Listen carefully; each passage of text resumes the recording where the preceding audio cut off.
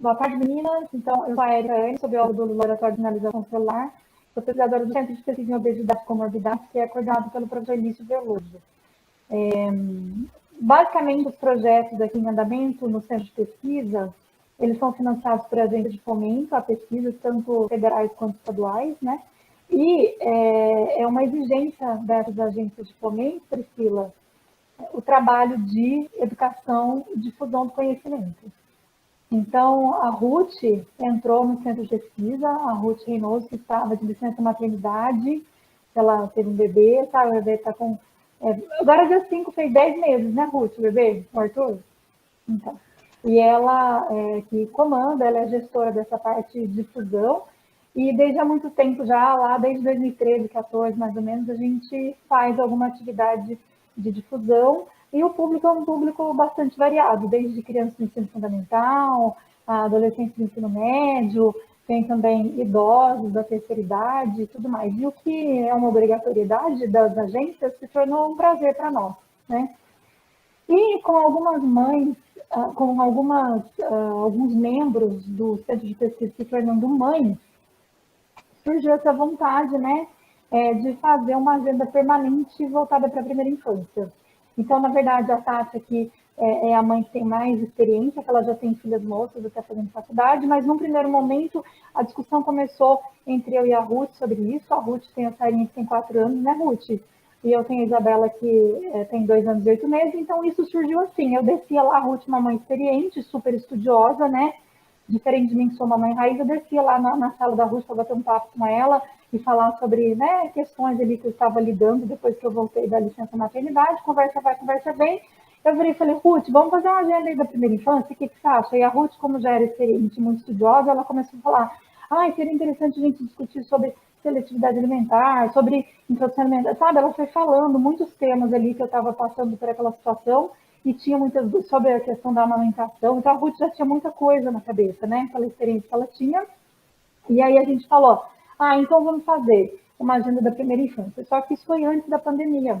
E a nossa intenção era uma intenção assim, de fazer eventos de pé na estrada mesmo, levar pesquisadores para bairros assim, distantes aqui da universidade, porque nem sempre as pessoas, por mais que todas sejam muito bem-vindas, mas às vezes é até difícil essa questão da locomoção, sabe? E a gente tinha pensado em fazer isso. Aí o primeiro evento foi em 4 de março do ano passado, foi um evento que contou com bastante pessoas até. A Ruth estava ainda, né? A Ruth não estava de licença no ano passado, né? Nessa época do ano. Foi muito bacana, mas logo depois, na semana seguinte, a universidade suspendeu por causa da pandemia, então a gente falou, meu Deus, o que nós vamos fazer agora, né? E aí o grupo do professor Lício aqui, a gente já tem, assim, bem sedimentado essa coisa das reuniões de seminários semanais e a gente migrou logo para a plataforma virtual. Eu falei, Ruth, vamos fazer dessa forma? O que você acha? E no começo, Priscila, a gente começou a ter um quórum bastante grande, assim, de pessoas que assistiam e que participavam e tudo mais, era bastante bacana, mas eu acho que com a pandemia tudo virou live, né? Tudo, as aulas, os compromissos profissionais, então todas as reuniões, né? E as pessoas foram, assim, meio que se afastando. Mas o que era para ser um tanto desanimador, a gente em discussão, aqui depois eu vou te apresentar todos os membros também dessa mesa redonda, a gente pensou, gente, a internet tem muito conteúdo, nem todos são baseados em pesquisa em ciência, vamos gerar conteúdo de qualidade, convidar pessoas que são bons profissionais, que têm muito a falar sobre determinados assuntos, vamos gerar esses conteúdos e colocar, então, nas nossas plataformas, né, no nosso site, no YouTube e assim por diante. Então, nesse momento, para a gente, a questão de não ter, todos são bem-vindos, a gente divulga e tudo mais, mas não importa se tem uma pessoa, se tem 2, se tem 10, se tem 100, o que importa é que vai ficar disponível depois. Tá, Priscila? Se você não se incomodar, a gente já está gravando, né? E aí depois a gente coloca lá nas plataformas. E aí, então, como eu te falei, eu sou bióloga, aí a Ruth, que é a gestora de difusão, de educação e difusão do conhecimento, é administradora e contadora, mas assim, tem essa experiência maravilhosa de ser mãe, sou uma pessoa muito estudiosa, trabalhar no centro com a gente já há muito tempo, né? A Izzy é bióloga, a Izzy, ela assistia às aulas, né, Izzy? E aí, com o afastamento da Ruth, ela se ofereceu para participar junto com a gente, é uma pessoa muito querida. A Tati faz doutorado agora no centro de pesquisa na parte de educação em saúde e ela é formada em TI. E tem a Helena, que não entrou ainda, porque ela deve ter tido compromisso que ela tem criança pequena, mas ela é nutricionista. Então, surgiu essa agenda, como eu estou falando para você, porque a gente pensa que falar sobre os temas que perpassam a primeira infância pode contribuir muito para a gente formar adultos plenos e saudáveis. Deu muita gente aqui, professores, pessoas que são formadas na área da saúde mesmo, mas assim, a linguagem ela deve ser voltada para cuidadores familiares, sabe? Para pais, para avós, para parentes que cuidam das crianças e tal.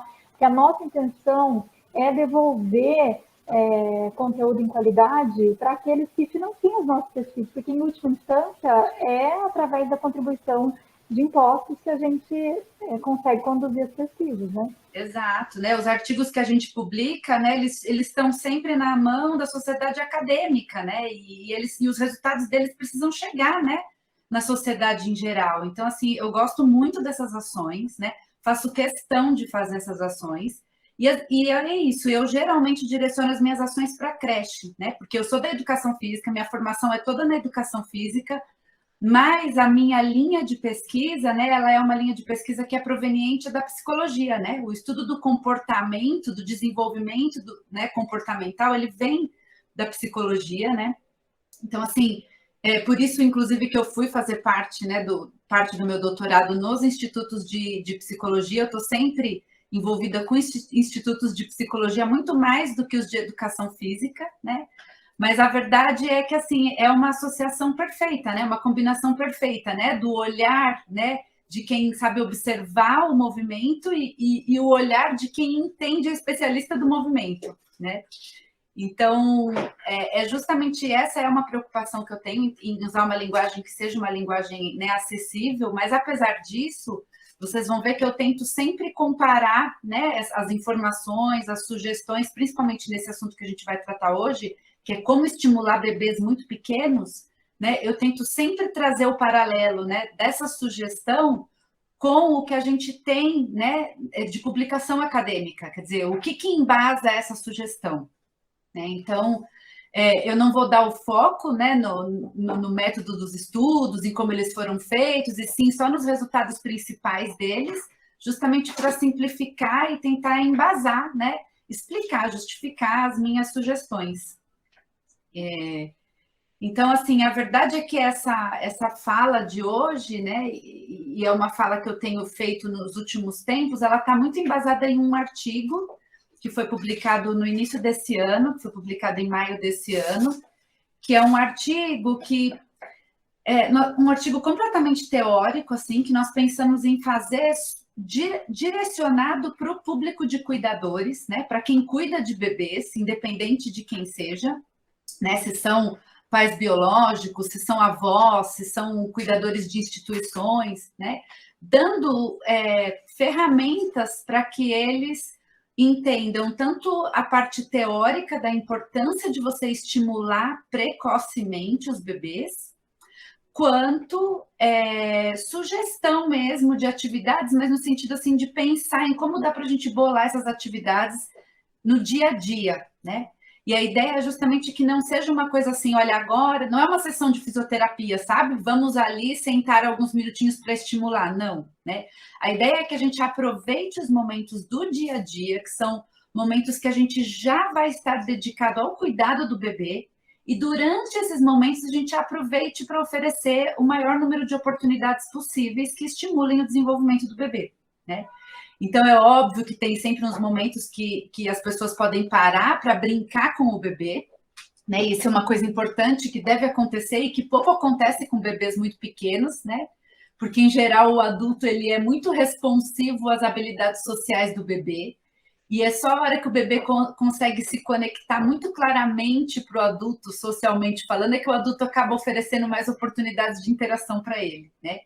E a minha fala aqui hoje, ela vem no sentido oposto, é que a gente ofereça essa variedade de oportunidades justamente no momento em que a gente menos vai ter uma resposta tão clara, né? Porque é neste momento que a gente vai conseguir oferecer condições para que ele tenha um repertório maior, né, de motor, social, cognitivo, enfim, um desenvolvimento melhor.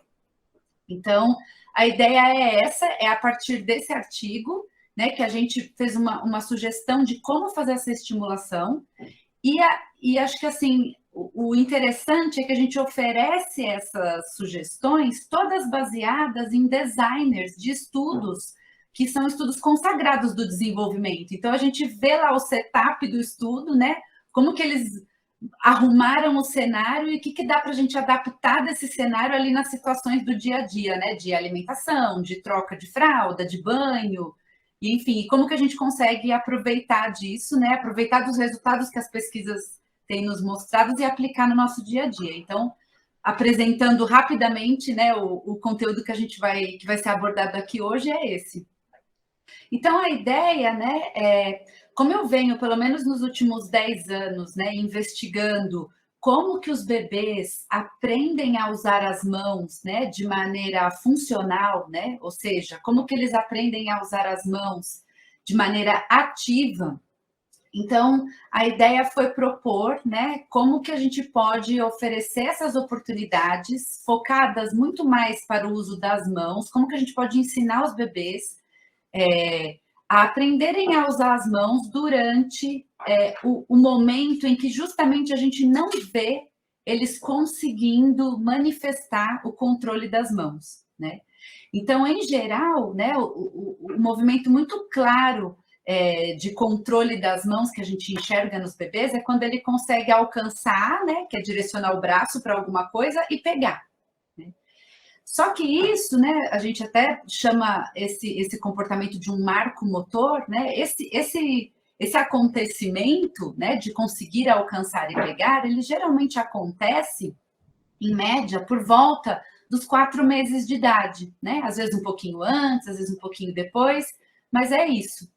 E o que a gente tem visto, né, em algumas pesquisas que nós fizemos, perguntando para os pais como que eles lidam com isso, se eles oferecem alguma coisa para as crianças pegarem, para as crianças manipularem antes desse tempo, em geral, as respostas que a gente tem é que não, né?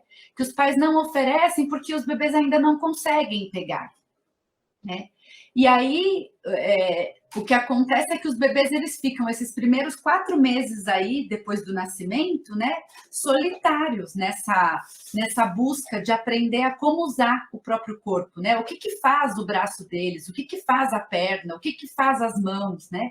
Porque depois que ele consegue alcançar e pegar, fica muito claro a mudança no comportamento dos pais em geral, né, de oferta de possibilidades de estímulo, né? Então, começa a se apresentar um monte de objetos, o próprio bebê identifica claramente que ele quer pegar alguma coisa, mas antes disso ele fica sozinho, abandonado aí nesse processo de aprender, né, e tentar descobrir como é que ele vai fazer para usar as mãos dele. Então, é baseado nisso, né, que a gente vai falar. Então, o que eu vou falar aqui hoje é muito mais voltado para bebês bem pequenos, né, de 0 a 4 meses, e como que a gente pode estruturar isso, como que a gente pode fazer para oferecer essas oportunidades para eles.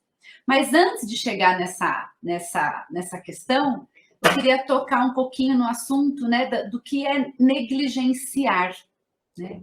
O que é, quando a gente está falando de negligência, né, do que a gente realmente está falando quando a gente está falando de negligência? O que é realmente um bebê negligenciado ou uma pessoa negligenciada, né?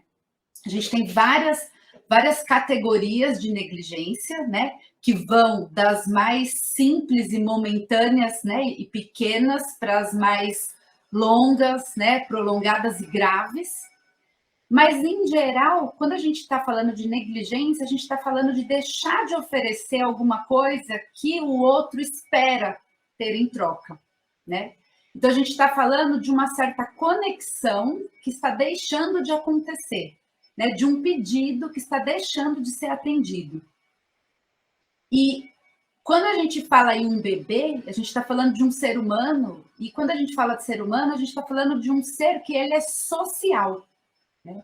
Então, assim, o que é um ser social? É um ser que depende e que gosta de interações sociais, né? Um bebê, desde o dia que ele nasce, desde o dia 1, a gente já consegue observar preferências por conexões, por interações sociais que ele é capaz de fazer, né? E biologicamente o cérebro dele está preparado para receber essas interações, está preparado para que essas conexões aconteçam. E aí, quando a gente não oferece, né, o cérebro vai começando a se organizar, né, a estrutura cerebral vai se organizando para esse não acontecimento, para esse fato de não acontecer. Né? Essa negligência ela pode ser momentânea, né, ela pode ser ocasional, né, e ela acontece muito frequentemente, ocasionalmente, porque a gente não consegue atender a demanda do outro o tempo todo. Né? Então, pensa ali, vamos pensar numa mãe no puerpério, né, que está ali para cuidar do bebê, mas ela tem outras demandas na vida dela. Então, não é toda hora que o bebê vai chamá-la que ela vai conseguir atender. Então, isso pode sim ser uma negligência ocasional, né? Agora, a gente tem situações que são muito mais sérias, né? A gente tem negligências que elas são repetidas, né?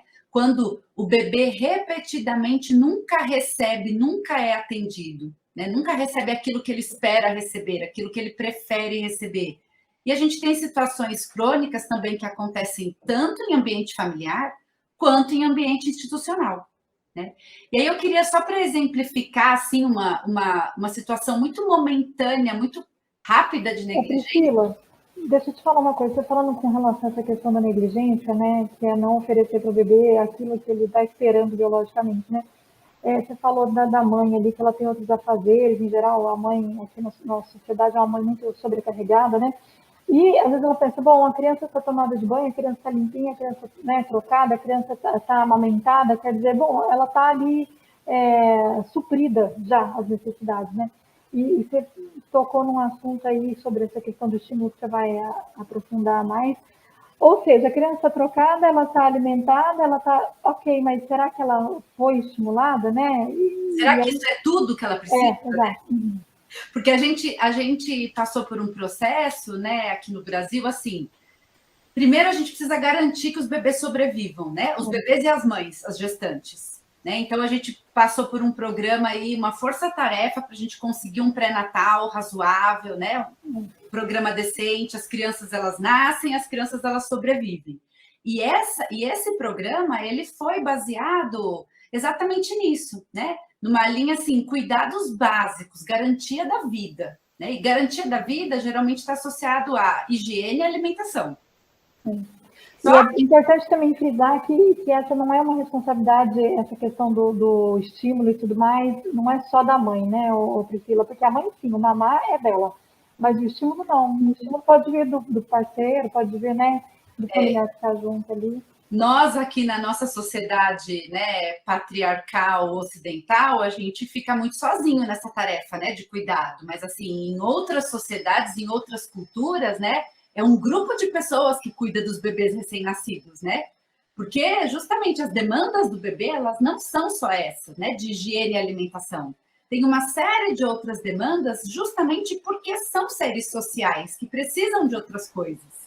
E na pandemia isso ficou muito mais acentuado ainda, né, Priscila? Porque essa rede de apoio, já na sociedade moderna, ela se reduziu muito, né? As famílias são pequenas, cada um tem seus compromissos. Agora, na pandemia, então, foi muito pior, né? Desapareceu, né? A própria creche, que é uma rede de apoio importante, tanto para o bebê, para promover a oferta de estímulos para o bebê, quanto para as mães, para ajudar ali, né, para ter essa força-tarefa no cuidado, desapareceu, né? A creche foi reabrir quando, né, gente? A creche foi reabrir em algumas cidades em datas diferentes, mas, por exemplo, em São Paulo, aqui a rede pública foi reabrir em fevereiro desse ano, né? Foi um ano fechado. Um ano que esses bebês nasceram e as mães ficaram ali sozinhas nessa missão, né?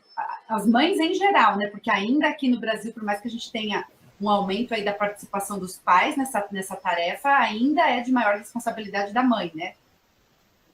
Então, assim, essa negligência, né? Eu não quero, assim, que isso seja interpretado assim, a gente precisa atender o tempo todo a mãe que já está ali tão sobrecarregada nas tarefas dela. Não, é só para a gente entender, né? O comportamento do bebê, muitas vezes, ele é explicado por isso, né? Ele funciona dessa maneira. Então, eu queria mostrar aqui um vídeo que mostra assim, uma situação muito rápida, muito pontual, né, de uma pequena negligência, mas para que a gente observe como que a resposta no bebê é tão imediata.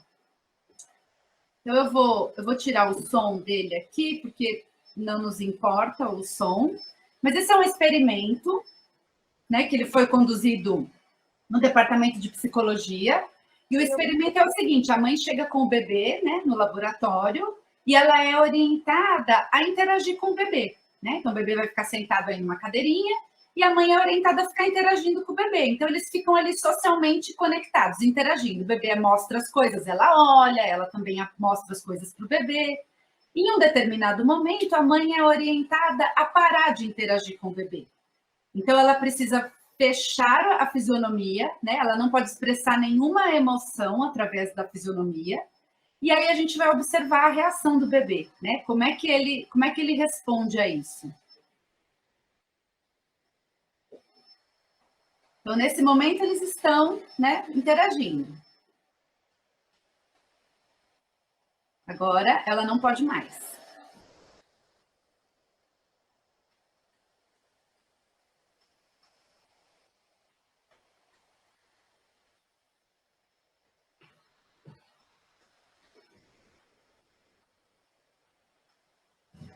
Né? De novo.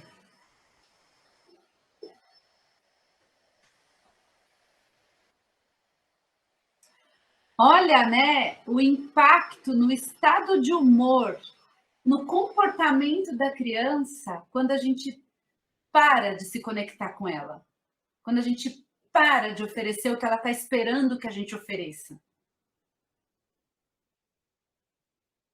Aí me digam, né? Será que a criança precisa só de fralda limpa e barriga cheia?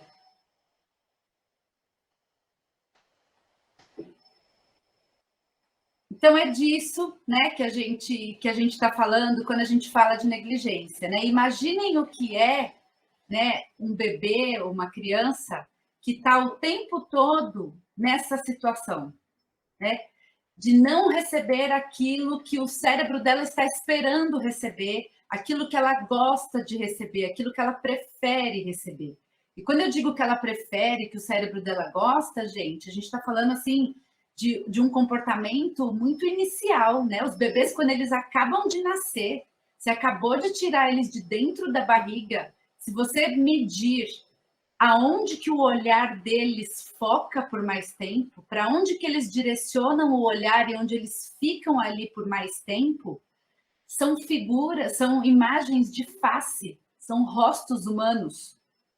Os bebês gostam de olhar para o rosto, eles gostam de fixar o olhar em rosto humano, né? Inclusive, já tem estudos que mostram que eles gostam dessa estrutura, né, de duas bolinhas e uma embaixo que são semelhantes a rosto humano. Já foi identificada essa preferência em bebês dentro do útero. Eles olham para formas de luzes que são oferecidas para eles dentro do útero e eles preferem estrutura que é mais parecida com o rosto do que uma estrutura que não é parecida com nenhuma outra forma. Então, é isso que eu quero dizer quando eu falo que o cérebro do bebê ele é biologicamente preparado para a interação social, né? E aí vocês imaginam o que é essa negligência, né? Você não oferecer isso quando ela é repetida, quando ela acontece diariamente, quando ela acontece um mês após o outro, um ano após o outro, né? O impacto disso, né? Ele é muito sério e ele é um impacto social, ele é impacto na sociedade, no que vai acontecer na organização social depois. Porque essa criança que está acostumada a não receber o que ela quer, como é que ela vai oferecer o que o outro quer dela? Ela não aprende a oferecer. Ela estava acostumada a sempre pedir, nunca receber. O estado de humor dela é sempre estressante, sempre estressado, sempre triste, né, nervoso. Como é que ela vai se comportar de outro jeito se é isso que ela recebe? Né? Não desenvolve empatia, né, Priscila? Porque ela busca por isso e não tem esse feedback, né? Ela não consegue, ela nunca é atendida, né? Como é que ela vai atender o outro? Como é que a gente quer que depois uma criança cresça e divida o brinquedo?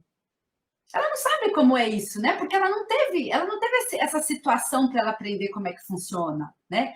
Então, assim, tem um monte de coisas que a gente deixa de oferecer justamente no período que é mais importante, que é essa primeiríssima infância, e o impacto disso é muito a longo prazo, né? Os primeiros 2 anos da vida de um bebê, né? Que hoje em dia está muito na moda, fala sobre os primeiros 1000 dias, né? Que conta, inclusive, ali o período gestacional, mas esses primeiros 2 anos, a velocidade e a potência do desenvolvimento cerebral do bebê é impressionante. Nunca mais na vida a gente vai ver uma velocidade de desenvolvimento cerebral como essa que a gente vê nos primeiros 2 anos. E é justamente ali que a gente forma as bases, né? O alicerce, a arquitetura cerebral. Então, se a gente forma essa base, né, com esse tipo de situação de negligência, né, aonde isso vai parar, né, daqui a um tempo? Né? Isso quando a gente exagera, né? Quando a gente extrapola. Mas se a gente não extrapolar, se a gente só pensar assim, né, num bebê saudável, né, que nasce numa família estruturada, onde é tudo organizado, mesmo assim, né, a gente já precisa oferecer as melhores condições possíveis para aproveitar essa janela de desenvolvimento que acaba rápido, são 2 anos. Né? É lógico que ainda a gente tem uma velocidade muito grande de desenvolvimento durante toda a primeira infância, mas a primeiríssima infância é uma janela de oportunidades muito, muito proveitosa. A gente pode tirar muito proveito disso no futuro, né? E aí, quando eu falo em como tirar proveito disso, né? Como é que a gente vai aproveitar de um momento que a gente olha e vê tão pouco comportamento, né? Porque um bebê recém-nascido, a gente não consegue observar assim um repertório vasto, né? De coisas que ele é capaz de fazer. Porque a gente tem o grave defeito de sempre comparar o que o bebê consegue fazer com o que o adulto consegue fazer. Né? E isso é muito sério, porque assim, são estruturas completamente diferentes, né? São coisas diferentes que são incomparáveis. Não dá para a gente comparar e esperar a mesma coisa que a gente espera de um adulto, de um bebê. E também não dá para a gente falar assim, ele simplesmente não faz, né? Vamos esperar ele fazer para a gente conseguir interagir, que é o que aconteceu acontece ainda, né? Por muito tempo, né? Tem muitas mães que são justamente orientadas a cuidar assim de bebês, né? Olha, espera, mãe, não fica estimulando, não, porque muito estímulo é prejudicial, né? Se vocês procurarem na internet, assim, em sites aleatórios por aí, coloquem assim, colocar o bebê sentado, colocar o bebê em pé.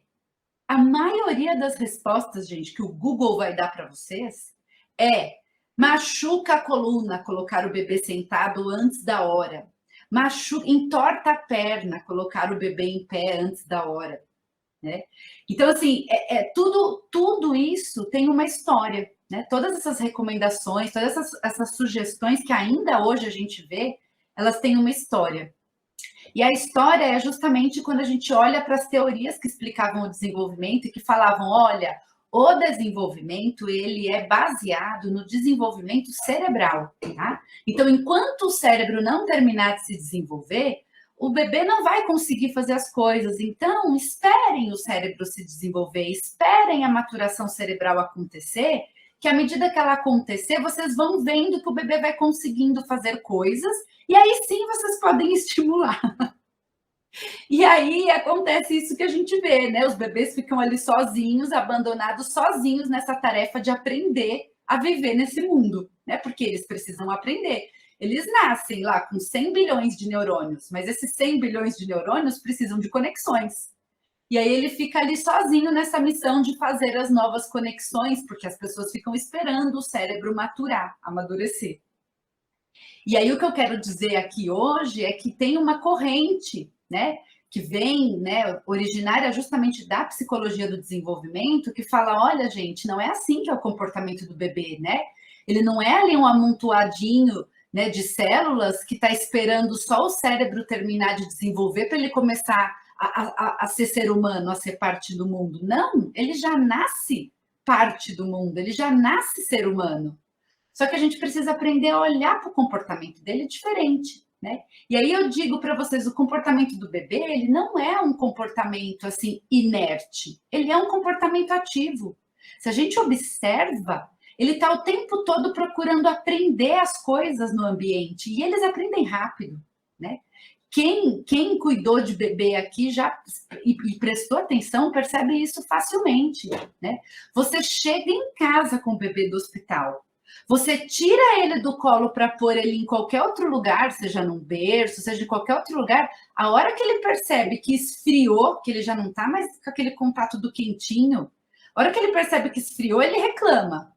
Se ele reclamou, você trouxe ele para o quentinho de novo, bastou isso para ele entender. Opa, eu fiz isso, aconteceu aquilo. Pronto, já era, acabou, né? Aí começa todo aquele malabarismo que quem é mãe sabe muito bem para você conseguir tirar do colo e pôr no berço, né? Que você vai tirar, aí você tá com a mão no berço, você vai tirando um dedinho de cada vez para ver se não percebe. Então, assim, eles aprendem muito rápido. Então, isso tudo é como eles testam, né? Eles são pesquisadores, são cientistas, porque eles ficam avaliando as consequências das ações deles, né? Então, o que é, quando eu falo que o bebê tem um comportamento ativo, o que é o comportamento ativo? O comportamento ativo é aquele que ele faz aquilo propositadamente, né? Ele tem uma intenção naquilo. E aí eu vou parar um pouquinho aqui. Priscila, deixa eu falar uma coisa para você. Você está falando de 0 aos 4 meses, né? O quanto é importante essa interação entre as pessoas que cuidam com o bebê. Eu fico pensando, isso aí vai se seguir, né? Ou seja, você falou dessa questão da negligência que é crônica. E muitas vezes os cuidadores, como você falou, são repletos de tarefas e às vezes coloca até as crianças para se distrair com televisão.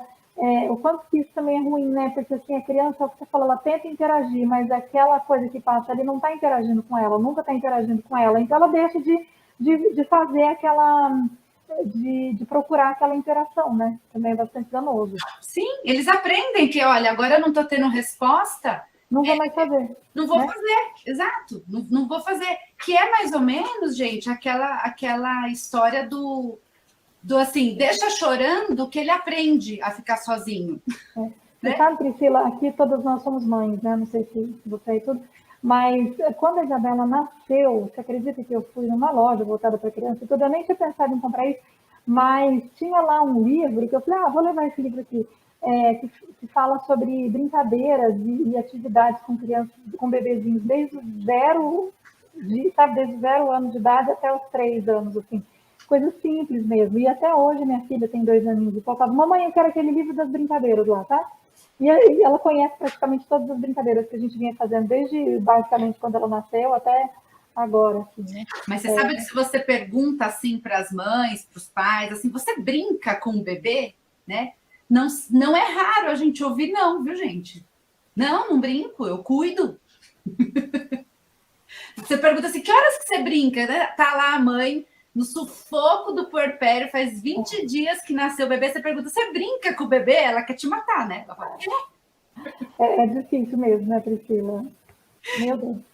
E aí, e assim, na verdade, a palavra brincar, assim, às vezes assusta um pouco, mas assim, quando a gente fala brincar, assim, essas situações, né, gente, pensa isso, né? Só você, assim, ensinar, né, que ficou ali no berço, quando põe no berço você está conversando, só você ensinar que não está sozinho, né? O bebê chorar, você atender. Tudo isso são regras sociais que ele aprende.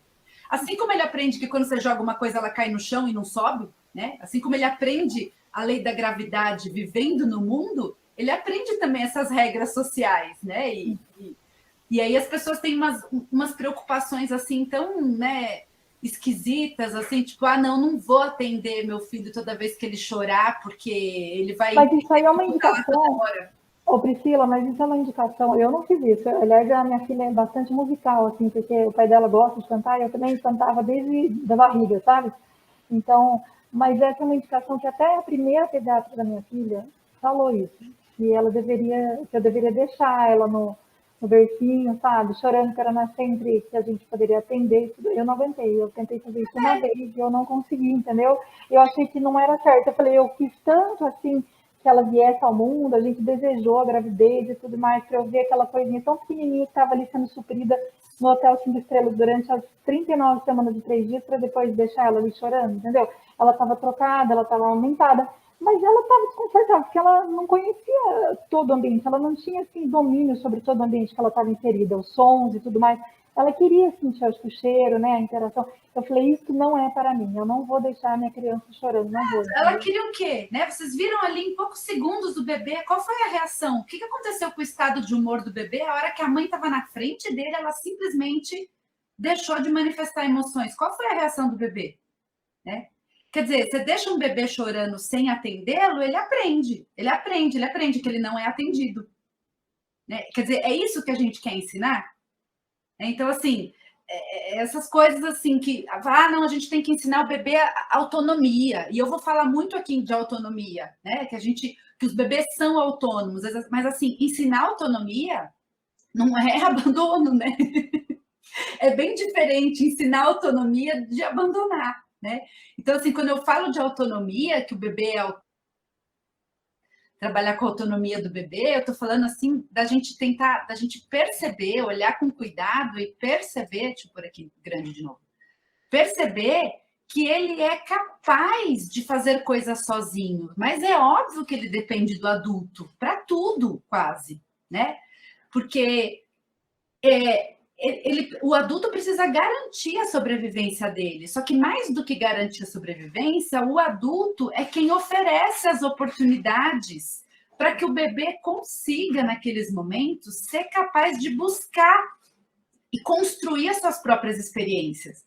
Quer dizer, se eu deixo um bebê o dia inteiro no berço, se eu quero que ele fique o dia inteiro no berço, eu não estou oferecendo oportunidades o suficiente para que ele entenda como é que o mundo funciona, para que ele entenda como é que o corpo dele funciona, para que ele entenda a reação das coisas, né? Quantas oportunidades de interação ele tem ali sozinho no berço? Né? Então, assim, quando eu digo que eles são autônomos, é porque eles são capazes de construir essas situações. Só que eles precisam de uma ajuda, né? Eles precisam, pelo menos, que a gente organize o cenário, que a gente organize o ambiente para eles fazerem isso. Agora, esse conceito de autonomia, gente, é difícil, né? Porque ele não é assim muito difundido. Em geral, né? O que as pessoas pregam sobre os bebês é justamente o contrário, né? É que eles não são autônomos, que eles são seres que são responsivos e que eles não têm um comportamento intencional, que eles não manifestam as vontades deles.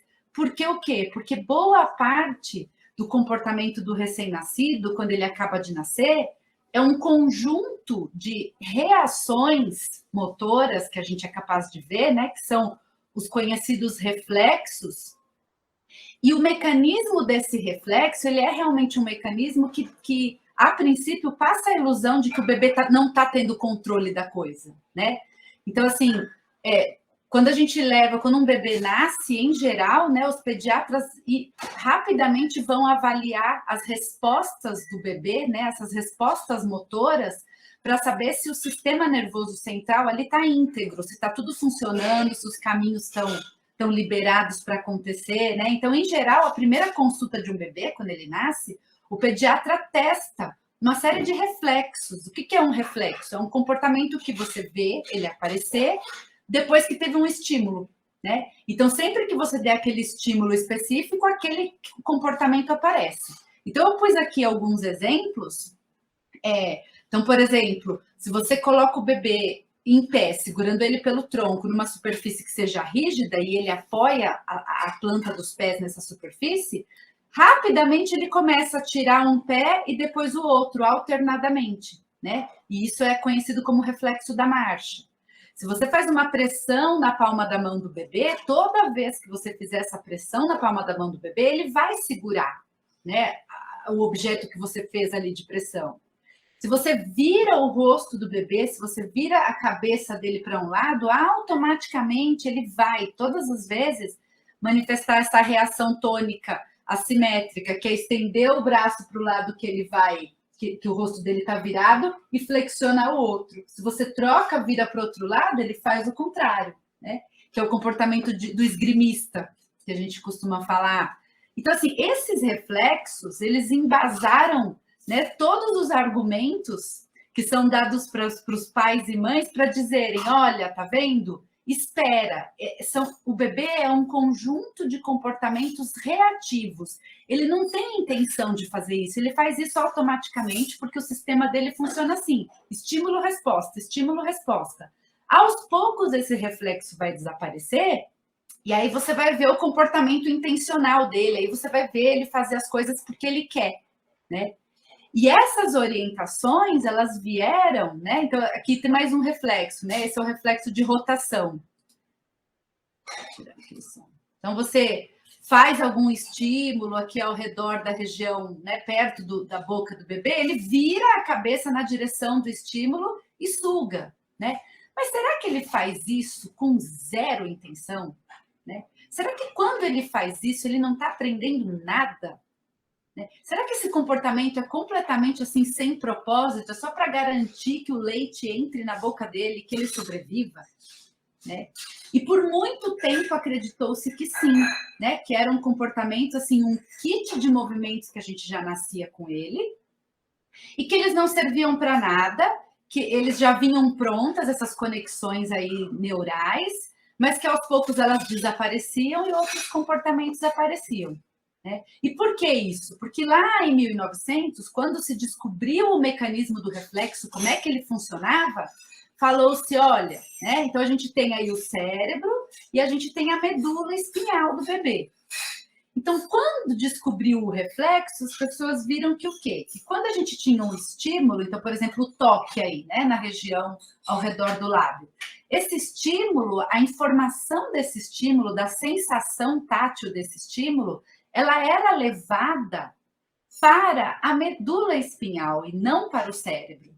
Né? Portanto, o cérebro não participava do reflexo, porque a sensação era levada para a medula e a própria medula já enviava uma resposta, que era qual? Vira o rosto e suga. Então, essa medula, né, é que fazia toda essa conexão, que é, né, esse pedacinho que a gente tem aí dentro da nossa coluna, né?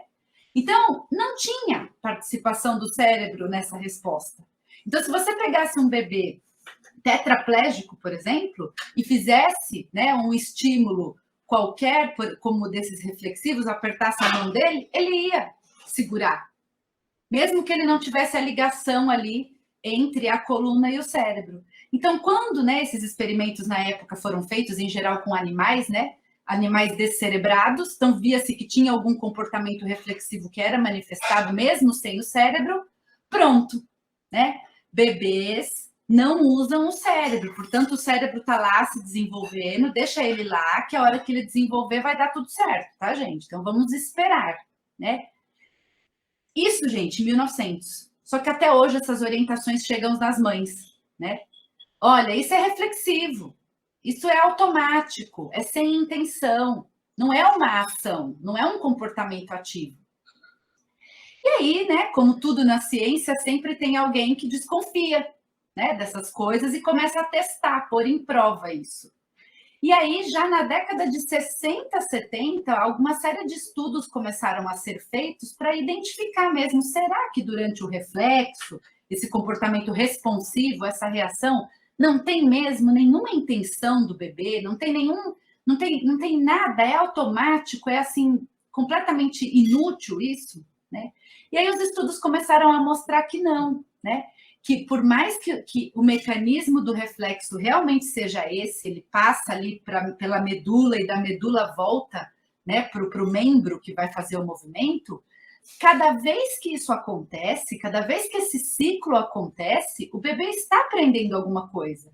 Porque cada vez que você toca aqui no rosto dele, ele vira e suga, ele entende as consequências daquilo. Quer dizer, ele sentiu o toque, ele virou, sugou, ele começou a sentir se entrou leite ou se não entrou leite. E ele entendendo essas consequências das ações dele, vai formando novas conexões cerebrais. Ou seja, esses mecanismos todos de reflexo, eles servem para oferecer oportunidades de interação do bebê. Eles têm essa função, né, para ensinar o bebê a como usar o próprio corpo. Então, a gente pode justamente usar desse comportamento, né, dessas reações, para ensinar para eles mais. e oferecer para eles oportunidades de viverem esses reflexos, né? Dar esses estímulos que desencadeiam essas respostas e associar outras coisas aí no meio de tudo, né? Então, esses 2 estudos aí que eu trouxe só como exemplo, eles mostraram, por exemplo, nesse primeiro desenho aí, onde vocês estão vendo umas roldanas, uns fios amarrados no bebê, eles colocaram uns pesos aqui no punho do bebê e eliciaram esse comportamento, né, esse reflexo do esgrimista, né, do bebê ficar aqui olhando para uma mão. Então, o que eles faziam? Essas roldanas começavam a puxar a mão do bebê para baixo. A hora que a mão dele era puxada para baixo, a mão saía aqui do campo visual do bebê. O bebê gosta de olhar para a mão, né, gente? Eles gostam, eles ficam ali tentando entender o que é isso, né? Isso é meu, isso sou eu, ou isso é o ambiente, né? Então, eles gostam. E aí, o que é que eles faziam? Eles estavam com o rosto virado para cá, a mão foi puxada, o que eles fizeram? Força para trazer a mão para cá, fizeram uma força de resistência. Ou seja, eles são capazes de intervir no reflexo. Se eles são capazes de intervir do reflexo, a gente já não está mais falando desse mecanismo que só passa pela medula, a gente está falando que o cérebro está atuando aí sim. Né? Nesse outro estudo, eles conectaram um bico de borracha com um sensor de pressão a um som que aparecia no ambiente para o bebê. E o bebê conectou o ritmo da sucção dele no mesmo ritmo do som que aparecia no ambiente. Cada vez que eu trocava o som do ambiente, o ritmo da sucção trocava também. Quer dizer, será que ele não controla a sucção? Será que é um negócio completamente aleatório, involuntário, a sucção do bebê? Né? Tem estudos que mostram que os bebês controlam a sucção para fazer uma imagem ficar mais nítida para eles olharem. A hora que eles descobrem que é a sucção deles que faz uma imagem ficar mais nítida, eles sugam do jeito que o sistema pede para deixar mais nítido. Eu estou falando de bebês de 20 dias, gente. 20 dias eles aprendem se é sugar rápido ou sugar devagar que vai fazer a imagem aparecer para eles. Imagem do quê? Do que eles gostam. Rosto humano. Né? Então, baseado em todas essas histórias, né, eu construí um experimento que eu venho há 10 anos aprimorando e desenvolvendo, que tenta fazer mais ou menos isso. Né? Então, eu tento estimular o reflexo de preensão palmar, oferecendo para o bebê algumas mudanças no ambiente para ver se ele descobre que essas mudanças, quem está provocando é ele. Né? Então, se vocês olharem aí para a mão desse bebê, vocês vão ver que tem um cilindro de borracha na mão dele e ele tem um sensor de pressão também. Então, à medida que o bebê faz uma determinada pressão que eu estipulo, ele vai ter para ele um vídeo de uma pessoa, de um rosto feminino, na verdade, falando com ele, né? Então, a hora que ele faz a pressão certa, ele tem o vídeo que fala, oi! Então, a gente investiga, será que a partir de quando que eles percebem então, esses apertos deles, né? Isso a gente está falando de bebês que ainda não conseguem alcançar e pegar, e bebês que ainda manifestam esse reflexo de preensão. Quando que eles percebem, né, que são eles que estão fazendo o vídeo aparecer ali? Então, o que a gente viu, e esse experimento ele foi feito, gente, com bebês de 2 dias na maternidade, antes de ir para casa, até bebês de 4 meses. Né? O que a gente vê é que com 2 meses aproximadamente, eles mudam o jeito de apertar e eles ficam ali apertando de jeitos diferentes, dependendo de como o vídeo é apresentado para eles. Né? Ou seja, muito antes deles conseguirem alcançar e pegar, eles já conseguem controlar esse comportamento aqui da mão, ó, que é o aperto. Né? O reflexo está estimulado, ele segurou, mas ele fica aqui apertando para quê? Ele fica apertando para explorar, para tentar entender o que acontece quando ele aperta. E aí, a hora que ele vê que o ambiente muda, ele fala, opa, tem alguma coisa que acontecendo, vamos ver se eu descubro. E aí ele explora, ele testa, vai testando. E esse comportamento de testar é o que vai fazendo ele fazer novas conexões, novas sinapses, e vai tendo um repertório motor mais amplo. Né? Ou seja, será que o cérebro está ou não está participando dessa ação? né? Será que isso é mesmo um comportamento involuntário que ele faz sem sentido, sem querer? Ou será que ele está realmente aproveitando esse comportamento para aprender, para usar, né, essas experiências, para gravar essas experiências, para tentar fazer relações entre as coisas, né?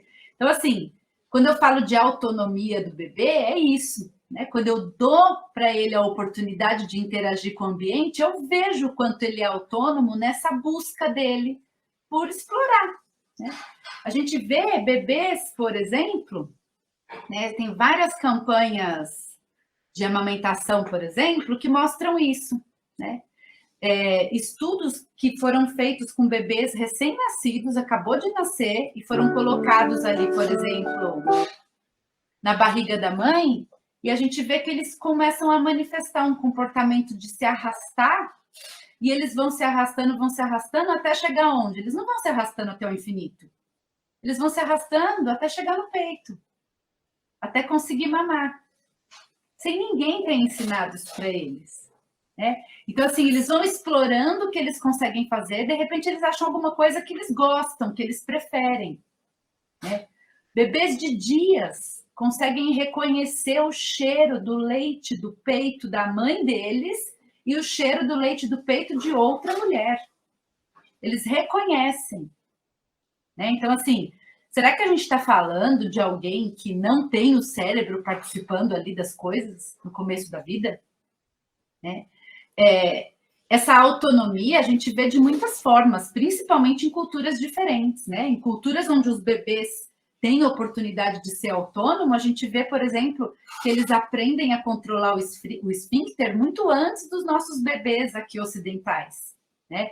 Em algumas culturas ali na região da África, ali no norte da África, a gente vê bebês que nunca usam fralda e eles aprendem a avisar, né, os pais que horas que eles precisam fazer xixi e cocô, e os pais percebem, se comunicam com eles, a gente está falando de bebês de menos de 1 ano, se comunicam com eles e sabem a hora de pôr eles no lugar certo para fazer xixi e cocô. Então, assim, não tem desfraude lá, não existe desfraude porque não tem fralda, né? E o controle de esfíncter vem muito antes. Então, assim, e aí aqui a gente fica naquela discussão, né? Ai, mas não é muito cedo para tirar a fralda, ai meu Deus, não vai traumatizar, né? Tudo é uma questão de oferecer a oportunidade e prestar atenção em como o bebê conduz as coisas e você atendê-lo, né? Da forma como ele consegue conduzir isso. Outras culturas, por exemplo, criam bebês assim, né? Os bebês ficam o dia inteiro nesse bercinho aí, que chama gavora, né? E eles ficam pelados nesse bercinho, amarrados, né? E só ficam ali perto com esse buraquinho aí para eles fazerem cocô e xixi numa panelinha que fica embaixo. O bebê passa o dia inteiro ali amarrado. Quantas oportunidades de exploração do próprio corpo tem esse bebê? Né? Daí a gente pode ficar pasmo, né? Meu Deus, né? Como assim? Isso pode? Isso não é desumano. Mas se a gente olhar para alguns anos atrás, 40 anos atrás, como que a gente cuidava dos nossos bebês aqui, né? Aqui no Ocidente? O bebê nascia e era embrulhado num charutinho, né? Eu fui bebê embrulhada, né? Passei meses embrulhada, né? Então minha mãe assim trocava a fralda, dava banho, embrulhava. Passava o dia embrulhada, não podia experimentar o que meu dedo podia fazer, o que meu braço podia fazer. E veja, ainda assim eu sobrevivi, né? Sobrevivi, aprendi a usar os braços. Então, assim, esses bebês, por exemplo, que são criados nessa cultura, se você fizer testes motores, tem pesquisas que fizeram avaliações motoras, não encontraram diferença no comportamento motor deles. Então, Priscila, isso que eu ia perguntar para você. Será que é por isso que eu sou descoordenada? Eu não fui enrolada, não. Mas assim... Eu fui embrulhada e assim, não sou descoordenada, não. Não, eu tive Priscila, outras oportunidades, né? Você sabe que eu sempre nas brincadeiras, né, eu era assim, bobinha, sabe, café com leite, porque eu fui uma criança meio descoordenada nesse ponto, sabe? Super gostava de estudar, mas assim, para esporte eu era um zero à esquerda, coitadinha de mim. Eu fiquei pensando, assim, para a gente desenvolver habilidade motora, a gente precisa de oportunidade para usar essa habilidade motora, né? Então, assim, se você não vê, se você não tem assim, degrau para você pular, buraco para você pular, coisa para você plantar bananeira. Se você não tem essas oportunidades, como é que você vai formar, criar essas conexões? Como é que você vai fazer essas sinapses? Então, assim, a coordenação motora, gente, ela é fruto das experiências que a gente tem. Se a gente tem pouca experiência, a gente vai ter pouco repertório motor. Se a gente tem muita experiência, a gente tem mais repertório motor, né? Então, assim, o repertório motor mínimo, básico, que é esse que investigam esses testes, né? Essas avaliações motoras, por exemplo, que tem de monte por aí, ela investiga um repertório motor mínimo. Então, aí ela qualifica, né? Tá na média, tá abaixo da média, tá acima da média. Então, assim, essas avaliações motoras, por exemplo, foram feitas nesses bebês, eles estavam ok, estavam na média. Mas essas experiências, né, essa construção da coordenação motora, ela é feita dia a dia, né?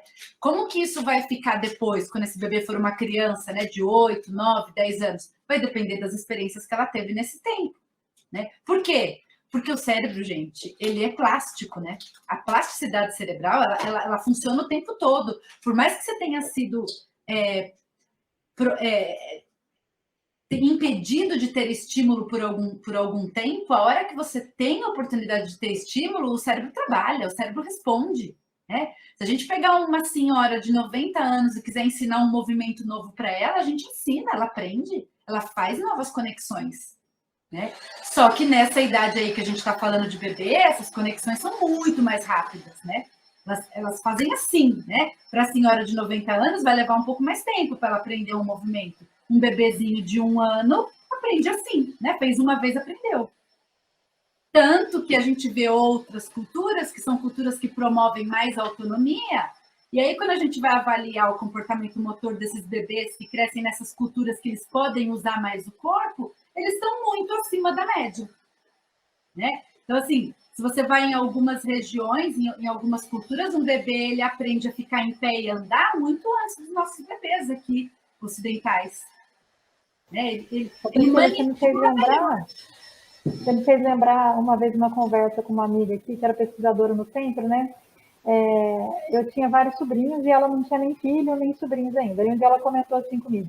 Eu fui jantar com a minha tia, ela tem a minha priminha de 6 aninhos, eu fiquei impressionada que ela está comendo garfo e faca. Eu falei, minha filha, não, você não está entendendo, 6 anos, a criança, assim, bebezinha, ela vê o pai e a mãe comer de garfo e faca, ela quer ali, eu já nem lembro mais com que idade que a Isabela queria pegar garfo e faca, nossa, a gente teve que comprar pequenininho, sabe?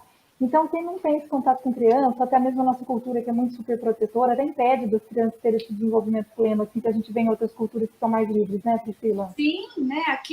Aqui a gente vê uma criança tentando subir no sofá, o pai e a mãe vai lá e põe em cima do sofá. Não deixa ela ficar experimentando, não deixa ela ficar tentando fazer força para ela descobrir aonde que ela tem que fazer força, o que ela tem que fazer com o pé, o que ela tem que fazer. Vai lá e põe para cima do sofá ou vai lá e tira do sofá porque fala assim, não, vai cair, né? Essa super proteção, né? Ela impede que as oportunidades aconteçam, né? A gente tira a chance deles aprenderem, né? Se você vê a criança subindo no sofá e você quiser ir lá por umas almofadas do lado, você fala assim, bom, se cair, pelo menos bate a cabeça na almofada, é uma coisa. Agora, você vê a criança tentando subir no sofá, você vai lá e põe ela para cima, gente. Cortou. Ô, Priscila, e eu acho que agora, assim, na pandemia, a gente teve um prejuízo muito grande nessa questão, né? Até da interação das crianças com outras e tal. Eu só tenho uma filha que não tem outros irmãos, não dá para brincar e tudo mais, né? Mas mesmo durante agora a pandemia, eu falava, não, ela não vai ter interação com as pessoas, mas ela tem que ter, o sistema imune dela tem que ser exposto a outras coisas, né? Para desenvolver resistência e tudo mais. Então, eu saio com ela nas pracinhas, assim, de manhã e tudo, eu moro ali na região de Guanabara, sabe? E aí, eu levava ela sempre de legging e tudo, nada desses negócios de lação, de sainha, porque eu pensava, não, a Isabela tem que curtir aqui, levava bola para ela e tal, né? Muitas vezes eu falo com meu esposo, tem uma praça bem grande perto do restaurante da Mogiana, que tem as depressões, assim, que foram plantadas árvores, ela saia correndo, quando eu ver, caía, quando vê, levantava com a boquinha cheia de grama na boca, sabe? E eu ficava ali, ó, só prestando atenção, né? Para ver se aquilo, de repente, não ia ser uma coisa muito mais grave, mas levantava, pronto, foi só um pulo, mamãe.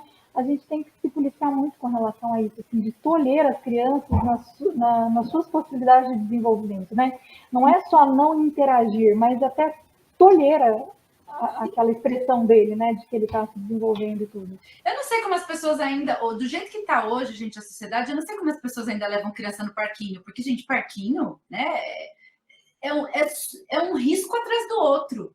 E do jeito que as pessoas estão super protetoras, eu fico pensando, falo, meu Deus, daqui a pouco não vai ter mais ninguém no parquinho, né? Porque pensa aquele brinquedo de trepa-trepa.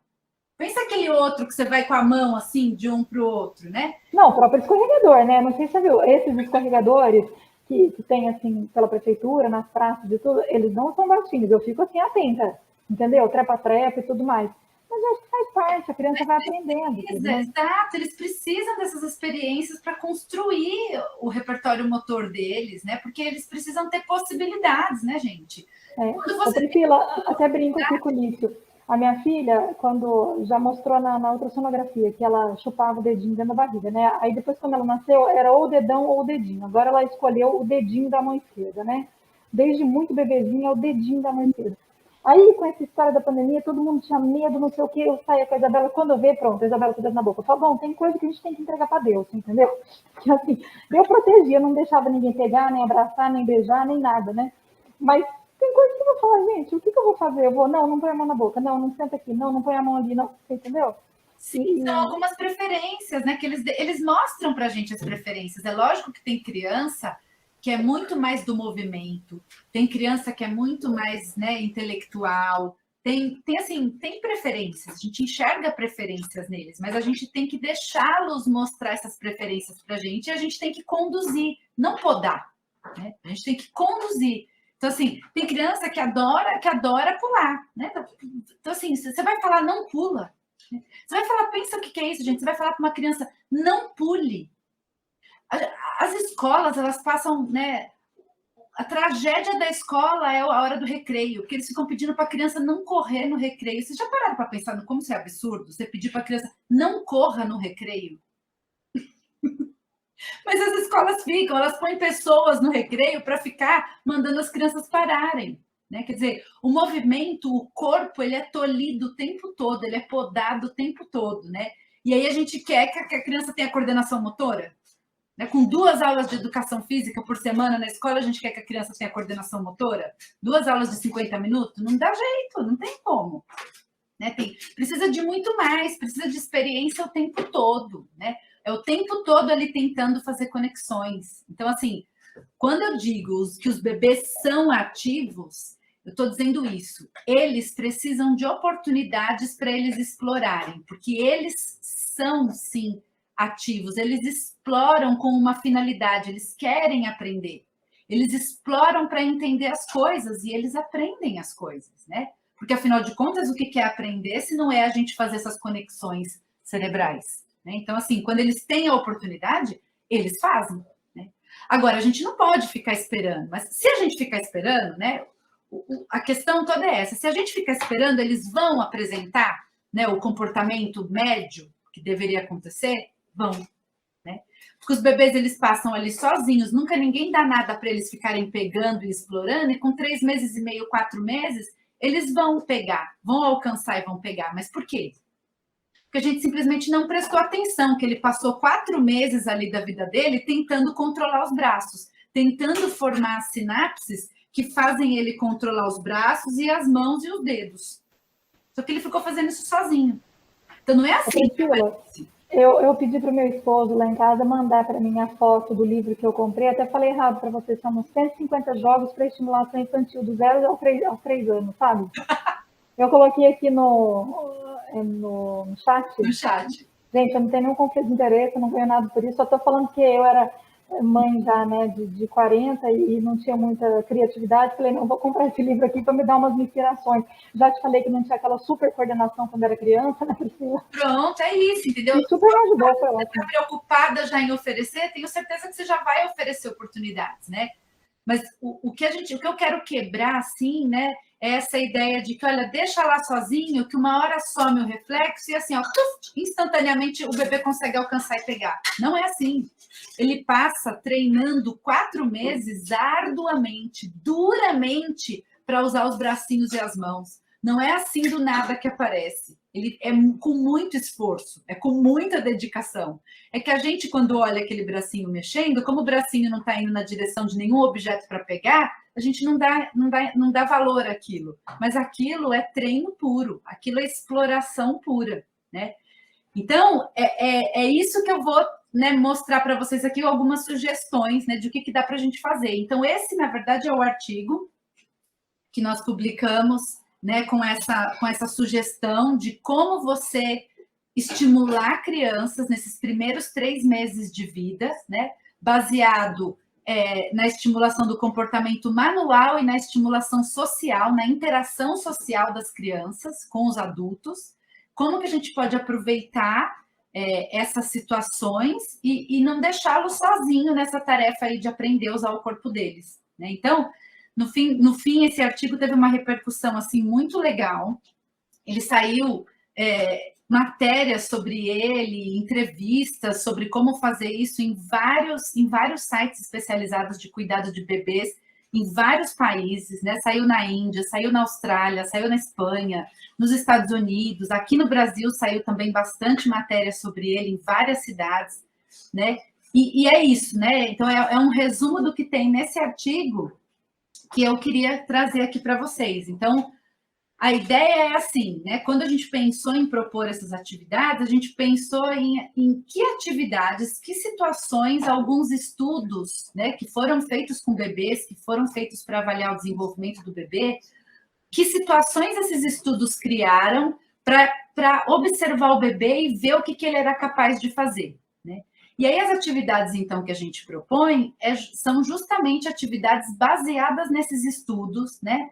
No design, no cenário que esses estudos criavam e ofereciam para os bebês, né? E observavam eles, porque estudo do comportamento, né? Quando a gente investiga o comportamento, a gente observa, né? Como que são os movimentos, né? Os bebês, eles se manifestam através de movimento, né? Eles choram, eles sorriem, mas o resto é tudo movimento, né? Eles se comunicam através de movimento. Então, assim, quando eles direcionam o olhar para alguma coisa, é quando a gente consegue ver a intenção deles de olhar para alguma coisa, né? Então, quando ele não consegue apontar o que ele quer, né? A gente tem que prestar atenção em outros comportamentos do corpo dele para tentar ler o que ele quer, né? E as mães são boas em ler bebês, né? Porque quando você está acostumado, vocês podem me dizer, vocês não sabiam identificar que tipo de choro era do bebê? Você sabe quando é um choro de dor? Você sabe quando é um choro que está reclamando de alguma coisa, que está desconfortável? Você lê, você interpreta a linguagem do choro, né? É só uma questão de você olhar e interpretar a linguagem do corpo, né? Vamos interpretar a linguagem do movimento, né? O que ele está querendo dizer com isso? O que ele está aprendendo a fazer com isso? Então, é olhar com um cuidado, assim, com uma observação minuciosa, né? Então, essa atividade aí, por exemplo, isso foi um estudo que foi feito onde se apresentou para o bebê o mesmo objeto, né? Mas tinha texturas diferentes o objeto, então ele era um objeto liso e ele era um objeto assim cheio de textura, cheio de pontinhos que dava textura para estimular a informação tátil, né? O bebê a perceber a informação tátil. Então, ou seja, como que as mãos vão segurar e manipular esse objeto quando ele é liso e quando ele tem uma textura diferente? Será que muda o jeito do bebê usar a mão quando ele tem esses estímulos diferentes? Sim, muda. Né? E o que esse estudo fez foi ir além disso, né? Ele observava como que o bebê manipulava os objetos. A gente está falando sempre de bebês aqui, tá, gente? De bebês que não manipulam objetos, bebês de 0 a 3 meses. Então, assim, será que quando o bebê está vendo o objeto que está na mão dele, ele manipula de um jeito, e quando ele não está vendo, ele manipula de outro? Né? Então, o experimento construiu essa situação, né? Punha objetos diferentes na mão do bebê e tinha hora que o bebê manipulava o objeto sem ver o que ele estava manipulando, né? Então, ele já tinha manipulado, né, alguma coisa vendo e depois tirava, põe ali uma folha, põe uma fralda para ele não ver o que ele está segurando. Mas se a gente não colocar o objeto na mão desse bebê, por exemplo, que é um bebê de 25 dias, Se a gente não colocar o objeto na mão dele, ele não vai nunca ter oportunidade de sentir o que são texturas diferentes na palma da mão dele, né? Então, sentir as texturas diferentes promovem conexões diferentes. O experimento foi um experimento feito mostrando para os bebês, né? Então, uma hora que eles estejam sentados ou uma hora que estão deitados, assim, depois da troca de fralda, né? Ou o bebê, por exemplo, quando você consegue, né, alocar ele ali para dar o banho, que ele fica ali com algum suporte na postura, você mostrar para ele configurações do dedo diferentes, né? Então, o bebê tenta imitar. Quando ele vê as diversas formas que a gente tem, né, de fazer as configurações dos dedos das mãos, se vocês olharem para a mão aí da Laura, os dedinhos dela vão tentar mexer. Então, isso, olha só, isso é você construir sinapses, isso é você fazer conexões, né? Um estímulo tão simples como esse, quando a gente faz uma observação minuciosa dentro de um laboratório, né? Faz uma análise toda do movimento, dos ângulos da articulação das mãos, a gente consegue ver, ao olharem para as mãos, eles precisam vencer a barreira de controlar os braços, né? Eles demoram esses meses todos para aprender a controlar os braços. Agora, se a gente olha com atenção, a gente vai ver que eles tentam controlar os braços. Então, esse experimento aí que foi feito em 1997, colocava os bebês no escuro e colocava um feixe de luz que passava assim na altura de onde estavam as mãos do bebê. E aí eles observaram se o bebê, quando tinha o feixe de luz e quando não tinha o feixe de luz, se o bebê deixava a mão dele na direção do feixe de luz, ou seja, se ele tentava organizar os braços a ponto de deixar as mãos sempre no feixe de luz. Por quê? Porque as mãos no feixe de luz, ele conseguia ver, né? O bebê conseguia enxergar a própria mão quando ela está no feixe de luz. Então, olha só, né? Que situação simples da gente provocar em casa, né? Tá no quarto, tá no escuro, liga ali uma lanterna. Porque quando a gente já conhece alguma coisa, quando a gente sabe o que vai acontecer, a gente sempre se antecipa, né?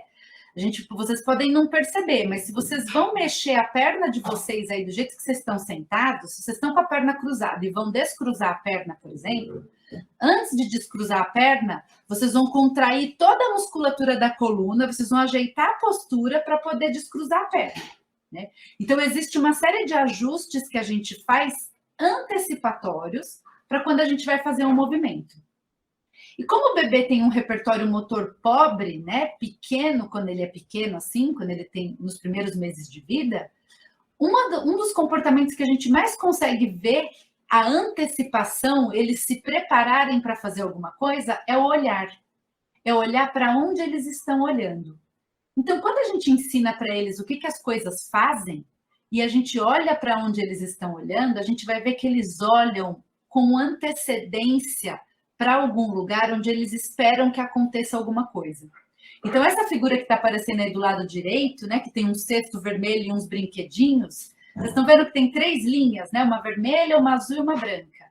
Essas 3 linhas, a vermelha, a azul e a branca, são as linhas da direção do olhar, né? Tem um equipamento que mede para onde o bebê estava olhando.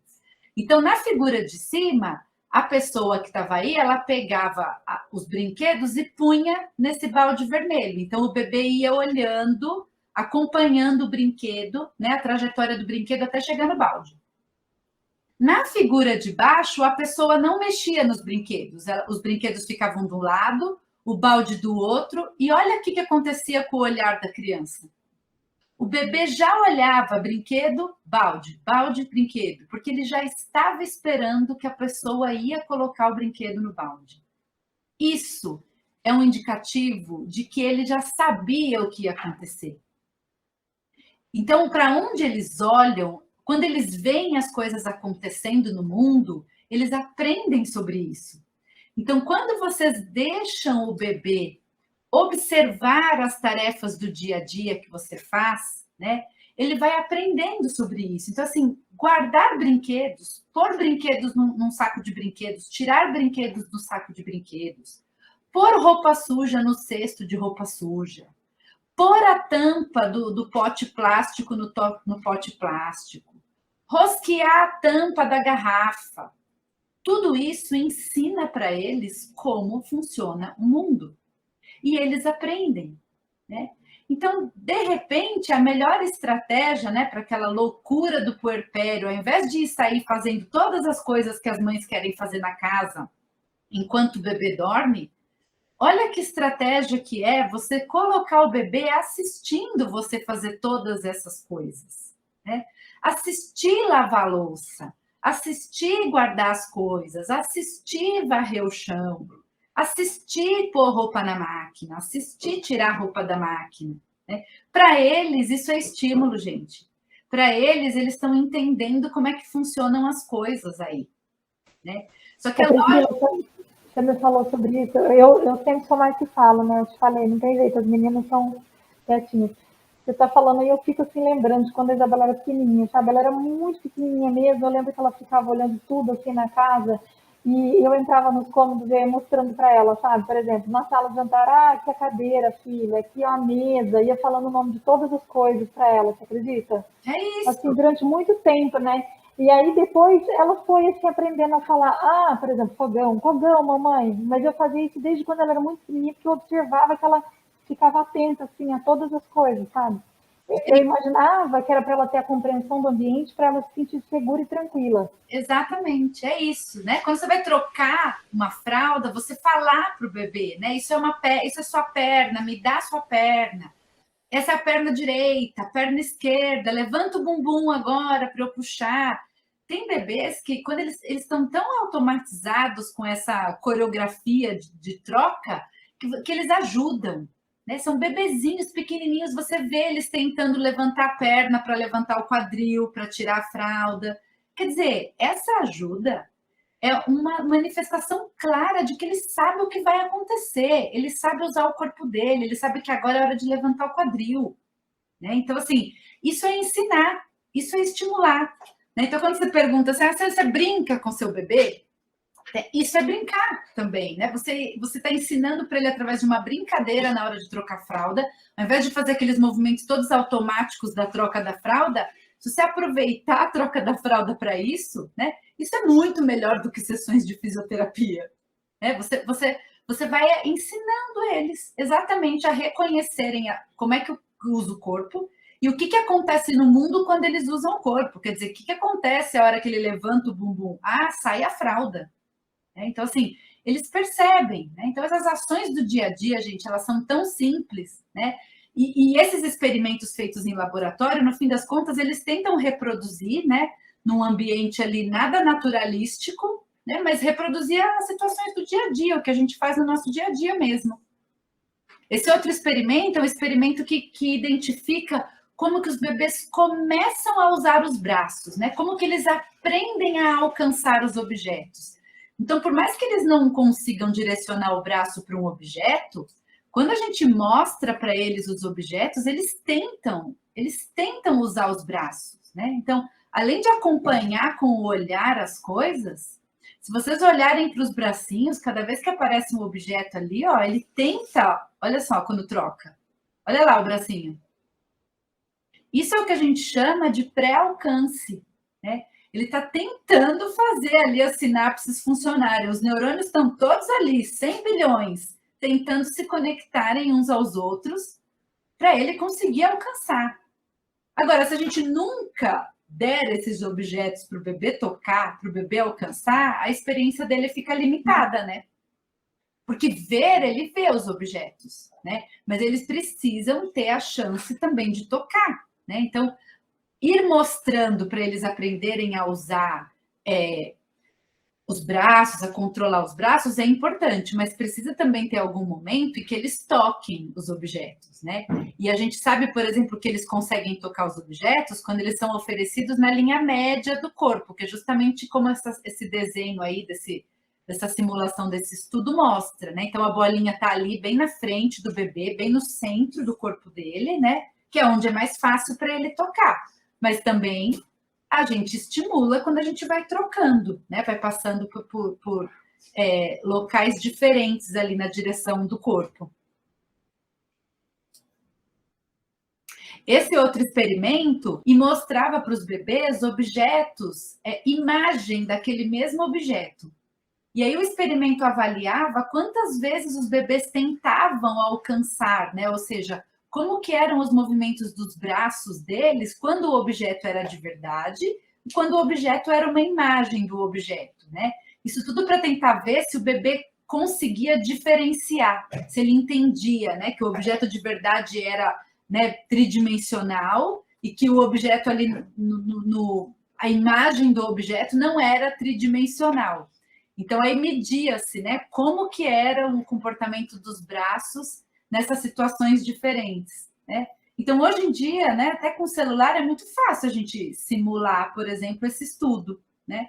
Você vai mostrando qualquer objeto que você tem em casa, né, coisas que você tem, e vai mostrando a imagem desses objetos. E aí a gente, no fim das contas, o estudo que avaliou isso viu que os bebês faziam muito mais o movimento de tentar alcançar quando era apresentado para eles os objetos de verdade, né? Eles tentavam alcançar mais vezes os objetos de verdade do que as imagens dos objetos. Mas isso já ensina para eles noção de profundidade, né? Diferença entre as coisas. Então, olha só ali, ó. Muito simples também a gente conseguir organizar, né? Em um minutinho que você faça isso em casa.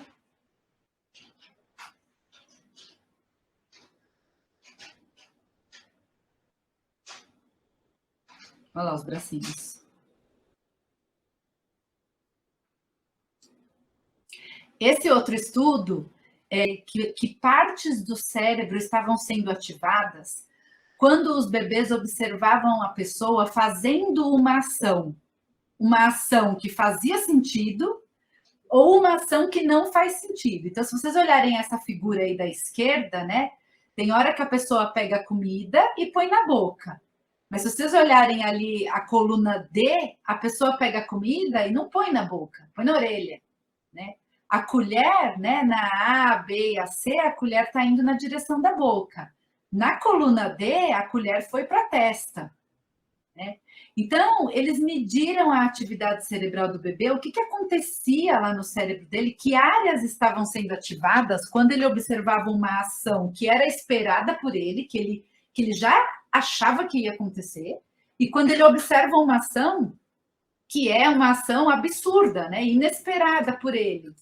Então, quando ele observa uma ação que é esperada por ele ativa no cérebro justamente a parte motora que seria ativada se aquela ação estivesse sendo realizada, né? Então, deixar os bebês assistirem a gente fazer coisas do dia a dia, né? A gente está comendo, deixar eles observarem que a gente está comendo, né? Você está fazendo as suas coisas do dia a dia, você está indo ao banheiro, usar o vaso sanitário, colocar o bebê numa posição que seja favorável para ele observar isso, né? Seja numa cadeirinha, seja num tapetinho, de forma que ele consiga, né, enxergar, ter uma boa visão daquilo que você está fazendo. Isso já é oferecer para ele estímulos, para ele explorar, para ele aprender como é que as pessoas se comportam em sociedade, para ele entender como é que as pessoas conversam, né? Teve estudos que avaliaram para onde que o bebê olha quando tem duas pessoas conversando. As pessoas não estão conversando com ele, né? São duas pessoas conversando e está se medindo para onde o bebê está olhando. Os bebês sabem, gente, que horas uma pessoa para de falar e que horas a outra pessoa vai começar a falar. Sabe como? Uma pessoa está falando, ele está olhando para a boca da pessoa que está falando. A hora que a pessoa para de falar, antes da outra pessoa começar a falar, ele já olha para outra pessoa, ele já olha para a boca da outra pessoa. Ele antecipa, ele sabe que um diálogo entre pessoas, uma fala, depois a outra fala, depois a outra uma fala de novo. Eles sabem disso. Veja, eles aprendem isso como? Observando. Então, dar a eles essa oportunidade de observar é oferecer estímulo. Amamentar é uma das tarefas, né? Que é uma dos momentos que a gente mais repete ali durante o puerpério. E parece que não, mas é uma oportunidade incrível, tanto de interação social, quanto também motora, né? Fora o fato, né, do contato visual ali, do contato olho no olho, de você ensinar expressões, de você conversar, de você falar, né, palavras, vocabulário, né? Existe uma conexão motora entre o comportamento de sugar do bebê e o comportamento de apertar das mãos. Né? Então, esse estudo de 1991, ele mediu a atividade motora das mãos do bebê e a atividade motora da sucção. Então, se a gente olhar esse gráfico que está aí na esquerda e olhar ali a linha do sucking, né, que é o sugar, a hora que a gente tem atividade no sugar, na linha de baixo, que é a linha do apertar, né, do pegar, a gente vê também que houve um aperto. A hora que o bebê está engolindo o leite, que ele não está sugando, o aperto para de acontecer. A hora que ele suga de novo, tem aperto de novo. Então, assim, você colocar o seu dedo ali para ele segurar é oferecer a oportunidade dele entender essas relações. Olha, eu aperto, eu solto, quando eu respiro, eu solto, quando eu sugo, eu aperto, e ele vai aprendendo sobre essa coordenação do próprio corpo, né? Então, a ideia é essa, é encontrar em tarefas do dia a dia, né, situações que a gente possa oferecer oportunidades de aprendizagem. E entender que oportunidade de aprendizagem para o bebê é praticamente tudo, né? Então, quando alguém pergunta assim para a mãe, você brinca com seu bebê, você estimula o bebê, né? Só de você pensar que você é capaz de fazer essas outras coisas durante esses momentos do cuidado, sim, você estimula o bebê quando você faz isso. Agora, se a hora que o bebê está lá mamando, né? Você está o tempo todo no celular, né? Se a hora que o bebê dorme é quando você vai fazer todas as coisas da casa. Se você não está atento a isso, você acaba podando, você acaba, né, limitando a oferta de oportunidades para ele. Poderia ser muito melhor, poderia ser muito mais amplo o desenvolvimento dele. Né? É a intenção, por que a gente quer oferecer, por que eu falo que a gente tem que oferecer estímulo sempre, quanto antes? Porque, gente, assim, qual é a vantagem de você ter um repertório amplo? Né? Imagina assim, né, uma situação do dia a dia. Você tem que ir para algum lugar, né? E você só tem um caminho para ir para aquele lugar, só tem uma rua que vai para aquele lugar. Então, em todas as situações da sua vida, você só pode usar aquele caminho. O que é melhor, né? É você ter um caminho ou você ter vários caminhos, várias oportunidades que você pode adequar às situações, né? Tá chovendo, não tá? Eu preciso chegar rápido, eu não preciso. Eu posso ir desfrutando o caminho, olhando a paisagem, ou não posso. Se você tem 20 caminhos que chegam ao mesmo lugar, você pode escolher qual que é o melhor que te atende naquele momento. Se você tem um, você não tem opção, né? É sempre aquele. Então, essa é a intenção de oferecer o maior número de oportunidades, né, de aprendizagem para o bebê, o quanto antes. Porque quanto maior for o repertório dele, mais proveito disso ele vai tirar, né? A gente tem alguns momentos aí no processo de desenvolvimento do bebê, a gente tem pelo menos 2 momentos bem importantes aí de morte neuronal, né? Os neurônios morrem, né? Eles desaparecem. Que neurônios que desaparecem? Aqueles que não são usados, né? Aqueles que não servem para nada, né? É como se fosse assim uma seleção, vamos ficar só com o que a gente usa. Então, se a gente usa, se a gente faz um monte de conexões, né? Essa morte neuronal, a gente perde muito menos neurônios. E qual é a vantagem de você ter um monte de neurônio, né? A vantagem é você fazer várias conexões.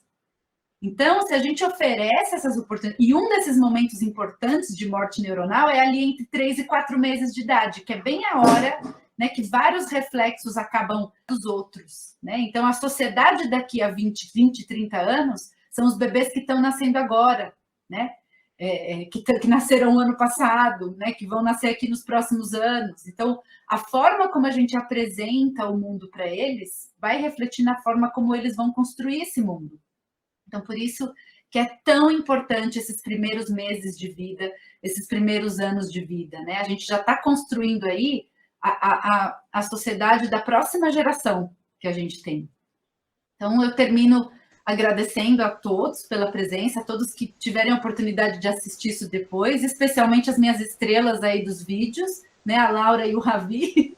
E aos pais deles, que topam tudo, as maluquices que eu peço para eles fazerem para mim.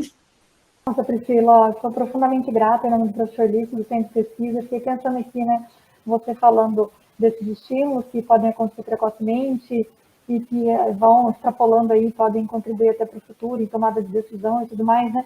Agora, pensando aqui no caso do nosso centro até, que tem como foco de pesquisa a obesidade e as comorbidades, né?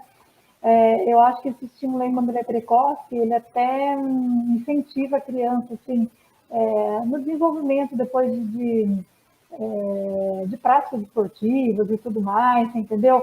Porque o ambiente obesogênico, a criança, ela também está exposta àquilo, né? Se os pais são expostos, as crianças são, e a gente vê que essa questão de ganho de peso e de obesidade não é uma exclusividade só de adultos, né? A Organização Mundial de Saúde mostra preocupação com relação às crianças. Então, eu vejo assim que isso que você falou é muito atual aí, importante até por essa questão também, né?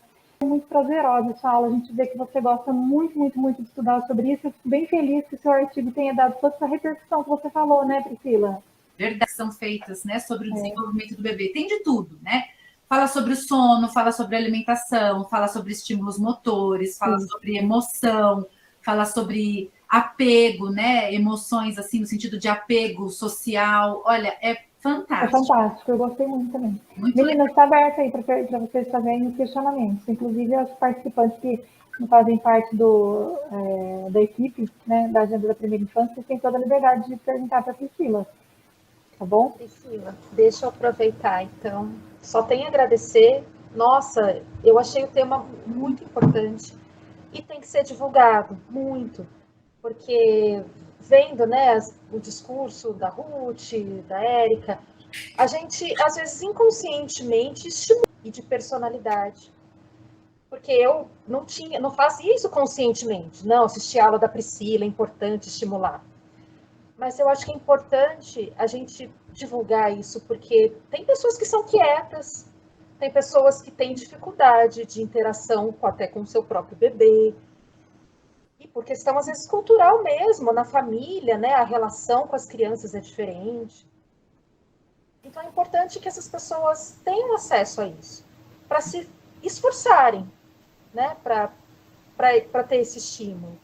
E trazer essa riqueza que, né, neuronal, como você falou. Oi, eu percebo que as pessoas também acham que o bebê é muito frágilzinho, né? Ai, tem que ser tudo muito quietinho, não pode não sei o quê, porque ele é muito frágilzinho. Quebra um pouco esse pensamento, né, Priscila? Exato. Você traz. Vocês sabem que o IBGE fez uma pesquisa perguntando para...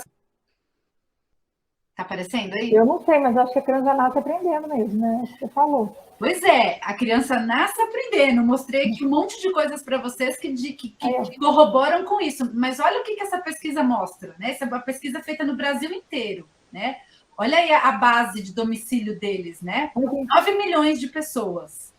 Dessas 9 milhões de pessoas, se você somar aí, ó, os primeiros 34% com o segundo 25%, vai dar mais ou menos metade das pessoas, 50% das pessoas acham que o bebê aprende logo que nasce, né? Ou pelo menos no comecinho.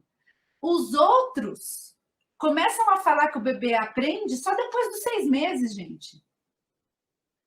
Olha para isso. Né? E desses 50% que falam que acham que o bebê aprende logo no começo, se você for olhar o grau de escolaridade dessas pessoas, é todo mundo com nível alto de escolaridade, pessoas que têm acesso ao ensino superior. Né? Então, assim, olha nas mãos, né, de quem os bebês estão. Né? Porque quando a gente não acha que o sujeito é capaz de aprender, a gente vai oferecer oportunidades de aprendizagem para ele? A gente não vai. Né?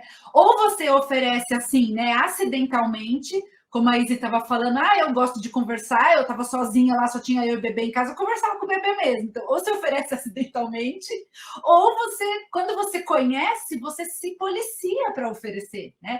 Agora você conhece e você sabe que ele é capaz de aprender.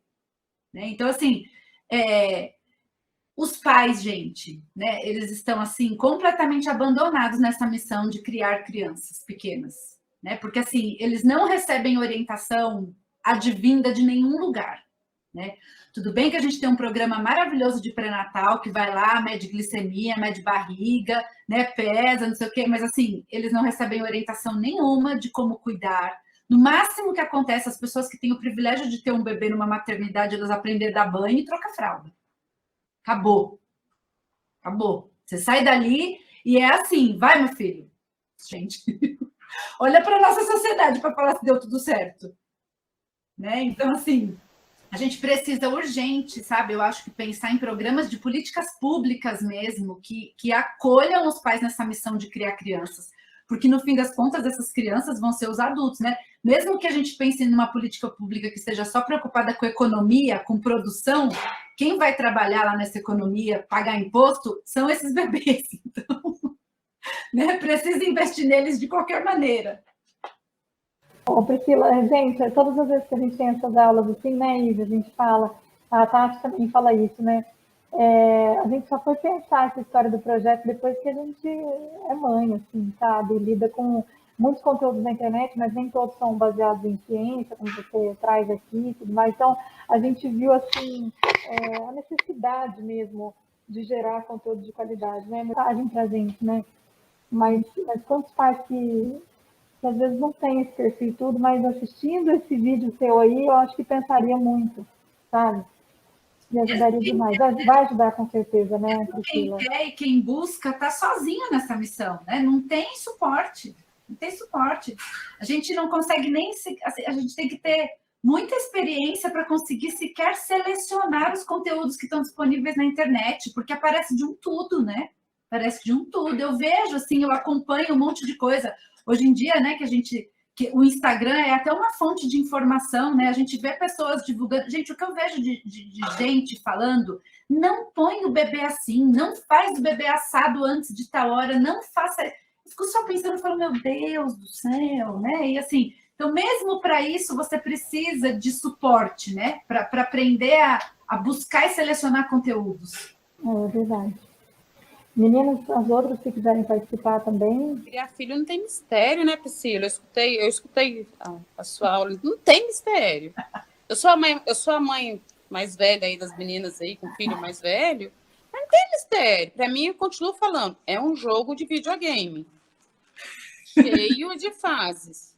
E a gente não tem aquela experiência. Eu acho que até hoje não se ensina uma mãe a amamentar no hospital, né? Igual você falou, dar um banho. Eu não tive essa experiência.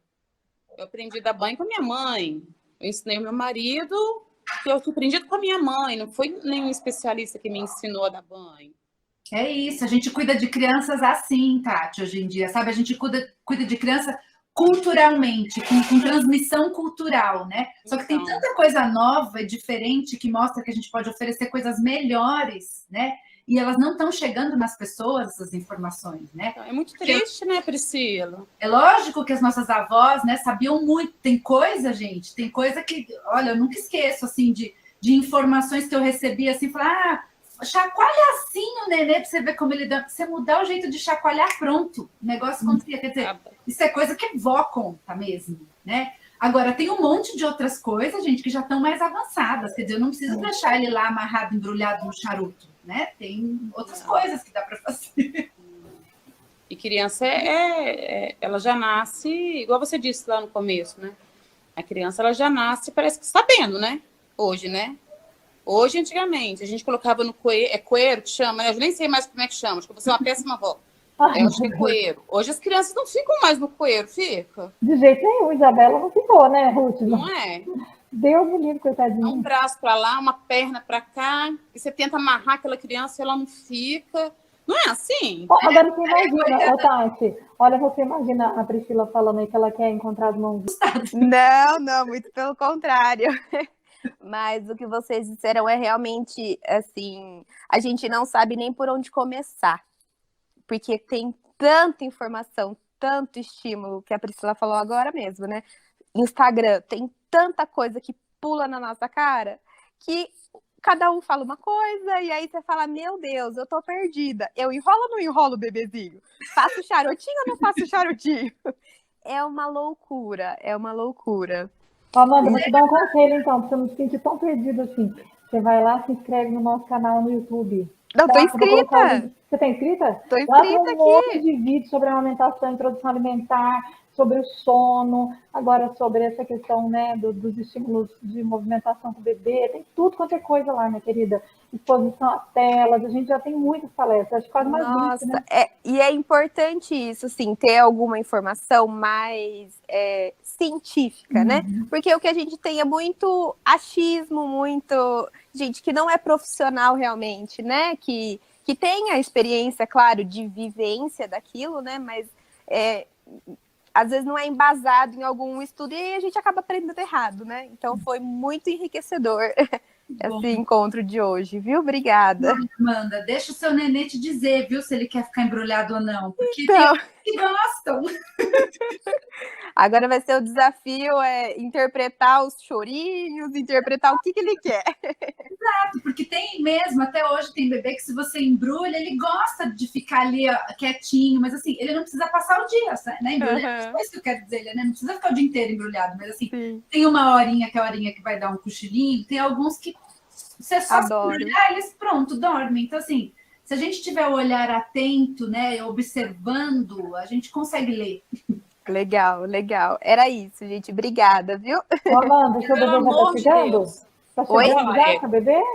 Não, ele acabou de chegar aqui na minha barriga. São 6 semanas só. Ai, que Tá graça. recente. Que bom. Ah, então, minha querida, não sei se você vai poder participar de outros encontros, mas assim, desejo que você tenha uma gravidez maravilhosa, viu? Com parto Obrigada. também, e que seu puerpério seja um puerpério amparado por muitas pessoas aí, que você tenha uma rede de apoio bacana para te ajudar, tá bom? Desejo Muito obrigada. uma boa hora para você, minha querida. Muito obrigada. Oi, Agradeço. mãe, a gente só escuta, a gente não segue muito, não, tá? Ah, é? Experiência que eu aprendi, não escuta muito, não. Ah, não é para seguir também, tá? Tô Não, perdida. vó, mãe, não escuta muito, só escuta, mas não faz, não. Assiste os vídeos aqui do YouTube, do nosso RC, né, Tati? Oi? Assiste os nossos vídeos aí, né? Melhor. Combinado. Dá um sininho lá, se inscreve, escuta a Priscila, escuta todo mundo, mas pelo amor de Deus, Vó e mãe tá e fora. mãe não. Ai, que é isso, meu Deus do céu. Tadinha.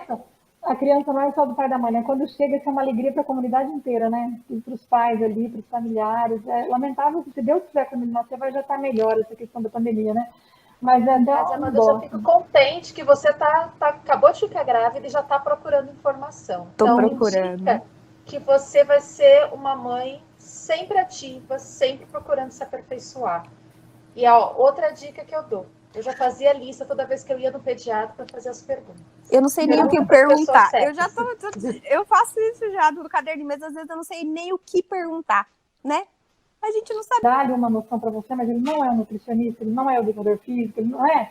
Então você tem que sempre procurar também. Mas é o nosso único ponto de apoio, assim, na estrutura que a gente tem hoje aqui de cuidar de crianças, né? Aonde a gente leva as crianças, né? Mensalmente, ou enfim, no começo semanalmente, é o pediatra, assim, ele é o nosso único ponto de apoio, né? Eu levei, a minha filha caçula teve muita cólica, Priscila. Muita cólica. Imagina uma mãe chorando junto com a criança, né? Aí eu levava o pediatra dizia que ela não tinha nada. A Vera era louca. Eu cumpri essa ideia que eu tava louca. Eu falei, eu estou. Você já estava no puerpério mesmo, né, Tati? Pensando, não, eu devo estar mesmo, ele só confirmou, não deve ter estado.